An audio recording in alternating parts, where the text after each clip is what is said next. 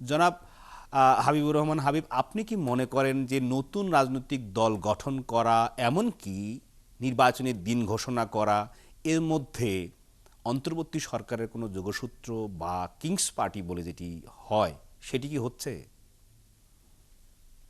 আপনাকে ধন্যবাদ।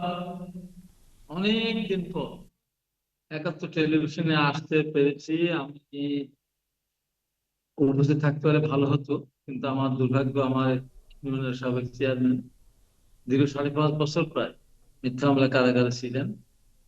এই তো পরিবর্তনের পরে বের হয়েছেন তিনি, গতকাল মারা গিয়েছেন, যে কারণে আমাকে আসতে হয়েছে। আমার আরো কয়েকটা কম ছিল, সবই আমার বাতিল করতে হয়েছে। তো আপনি একজন প্রতিযোগী সাংবাদিক, আপনার ব্যাপারে আমার অত্যন্ত পরিষ্কার পরিচ্ছন্ন ধারণা আছে। একজন বুদ্ধিদীপ্ত, কথা বলেন, লেখালেখি থেকে শুরু করে সবকিছু। এবং দুজন আলোচক আছে, তারা আমার পরিচিত, বিশেষ করে মঞ্জু ভাইয়ের সাথে অনেক সময় কথা বলেছি, আমরা তর্ক করেছি, তার ব্যক্তিগত সম্পর্ক আছে। তা আমি এই ব্যাপারে সরাসরি আসতে চাই। সেটি হলো এই, যে বাংলাদেশে নতুন রাজনৈতিক দল গঠন হয় এটা প্রথম না। বিভিন্ন সময়ে হয়েছে, বিভিন্ন সময় সরকারের থেকেও দল গঠন করেছে, জেনারেল এরশাদ সাহেব করেছিলেন। তারপরেও কিন্তু জেনারেল এরশাদ সাহেব 1986 সালের নির্বাচনে, সেদিন বিএনপি 5 দল 7 দল সাথে যায়নি। সেই নির্বাচনে কিন্তু আওয়ামী লীগের কাছে ধরাশায়ী হয়েছে। একটি পর্যায়ে 48 ঘন্টা ফলাফল ঘোষণা বন্ধ রেখে আওয়ামী লীগকে 86টা আসন দিয়ে বাদ বাকি আসনগুলি দু একটা তার পক্ষের লোকজন কিন্তু সব সিট নিয়ে গিয়েছিল। স্বাভাবিকভাবে নতুন দলকে গঠন করলে আমরা তাদেরকে ওয়েলকাম জানাবো, ওয়েলকাম করবো। তবে সরকারের থেকে যদি কোনো সুযোগ সুবিধা নিয়ে বা সরকারের দলের সঙ্গে, সরকার দল তো না, সরকারে যারা আছেন তাদের সহযোগিতা নিয়ে, তাদের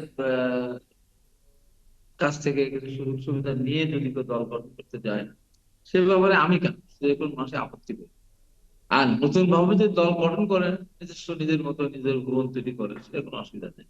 আর আমি তো মোটেও দেখি না, অসুবিধা তো আমি দেখি না। কারণ হলো এই, এই দীর্ঘ 17.5 বছর, 15.5 বছর আওয়ামী লীগের দুঃশাসন এবং 2 বছর ওয়ান শাসন, এই সব কিছু 17.5 বছরে বিএনপি কে কোন কোন সাইফুর রহমানকে বের করে নিয়েছে, কোন মেজর হাফিজকে নিয়েছে, কোন মান্নান ভাইকে নিয়েছে, পরবর্তী সমাজের মোবাইলে গিয়েছে, খন্দকার গিয়েছে, শাহ আহমদ আবু জাফর গিয়েছে, শাহজাহান, অ্যাডভোকেট শাহজাহান, তাকে নিয়োগ করা হয়েছে।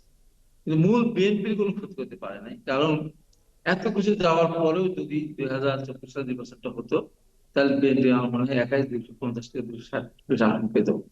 তাই আমরা এই ব্যাপারে অনেক কিছু না। আমাদের এই ব্যাপারে বিএনপি কে উদ্দেশ্য করে অনেক কথা বলা হচ্ছে, বিএনপি অস্বস্তি ফিল করছে, বিএনপি নিজেদেরকে আহ, মানে একটু মনে করছে, হীনমন্যতা ভুগছে যে আমাদের কি হবে দল হলে। আমি মনে সেটা মনে করি। কারণ হলো বিএনপি লোকেরা একজন সেখানে যাবে, একজনও যাবে না। আওয়ামী লীগের 15.5 বছরের দুঃশাসনের সময় যখন যায়নি, তখন নতুন একটা দল হবে, সেই দলে যাবে, এটা আমরা ভাবি না। বরঞ্চ এই দল কারা যাবে? কমিউনিস্ট পার্টির লোকেরা যাবে না, জামাত তারাও যাবে না।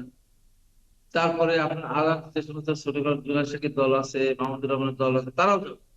তাহলে নতুন দলে কারা যাবে? নতুন দলে যাবে আওয়ামী লীগের রাজনীতির সাথে তারা সম্পর্কিত, এখন আওয়ামী লীগ করতে পারছে না, বিভিন্ন চাপে আছে, তারা যেতে পারে।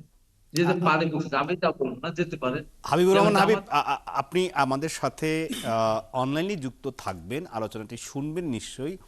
আপনি যে প্রশ্নটি তুলেছেন যে এই জাতীয় নাগরিক কমিটিতে যুক্ত হবেন মূলত আওয়ামী লীগেরই যারা এখন রাজনৈতিকভাবে, অর্থাৎ প্রকাশ্যে আসতে পারছেন না, তারাই আসবেন।